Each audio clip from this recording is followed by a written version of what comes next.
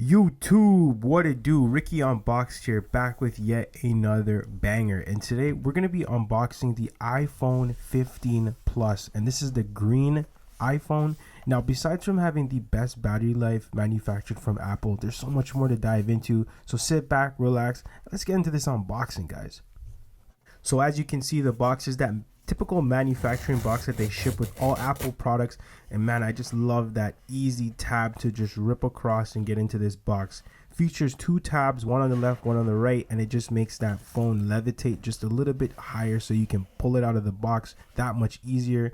We got that green accent that says iPhone, and look at that box. It looks nice, guys. It's pretty subtle, nice little box. On the other side, we got iPhone in green, and on the bottom, same deal, guys. Green all around the phone, kind of trying to keep it consistent.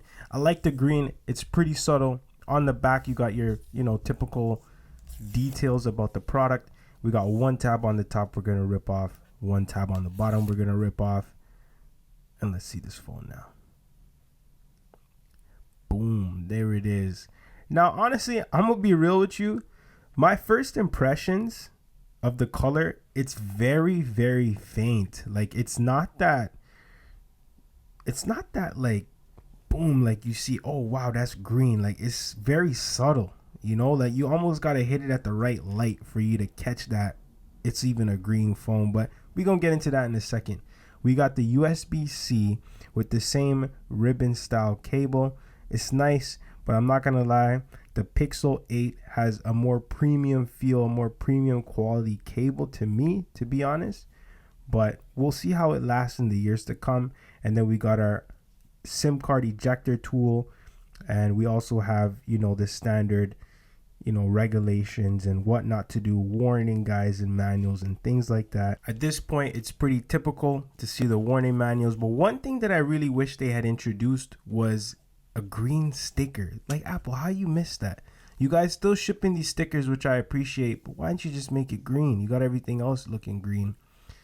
But anyways, so this is the iPhone 15 Plus, and yeah, the color is nice. You can see it more around the outer bezel, and obviously with the 15 Plus, not the Pro model, we don't have that action button, but we do get USB-C, which is awesome and not at the same time. Yes, we get the benefit of charging all of our devices with the same cable, but the only problem is that because it's still using an older style chip in the 15 Plus, we can't take advantage of any of that fast data transfer speed.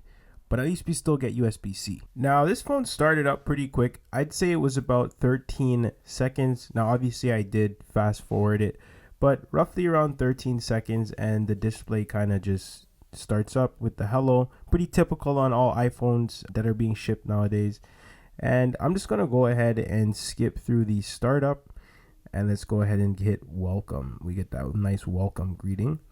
So one thing about this phone, for a premium price point, for you to still be getting 60 hertz refresh rate is I'd say pretty ridiculous. And this is probably one of the contributing factors as to why the battery life can last so long. We have a bigger battery in this phone, as well as we're still running that 60 frames per second.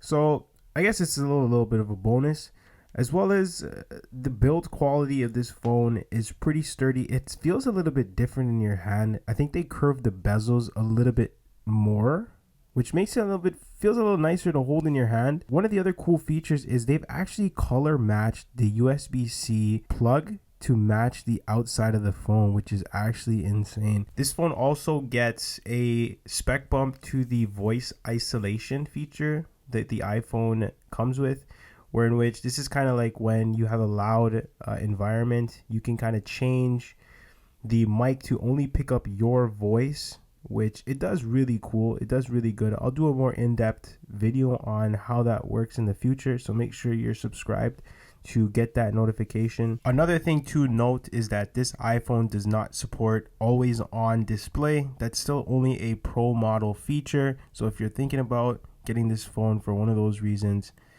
yeah, it's not going to work on this phone. Another thing that I realized is also the nightstand feature. That's the new iOS 17 feature that where you turn your phone sideways and it kind of like works like an alarm clock or like a nightstand. So because this phone doesn't drop its display hertz back to 1 like the Pro model phones, so I think what Apple decided to do was to just turn off the display completely. I guess this is for maybe heating issues that might arise from it being on for prolonged periods of time. So yeah, can't really work that one. But another thing also is that this phone, it has a bit of a spec bump in terms of brightness. This phone can now go to 2000 nits of brightness. I had it out in the sun, guys. You're not going to really see much of a decrease in the quality of display. You'll still be able to watch your videos perfectly fine in the sunlight, in direct sunlight. That 2000 nits is definitely more than adequate for viewing in direct sunlight. In my honest opinion, I'd go ahead and pick up this iPhone if, for say, you had a older model phone that's obviously like a 12 or older. Definitely wouldn't pick this up if I had a 14 or even a 13. They also had said to fix the heating issues. I'll go into a little bit more experiments with that. But honestly, guys, that's it for me. I hope you enjoyed the video. Take care, be safe, and I'll see you on the next one. Peace out, guys.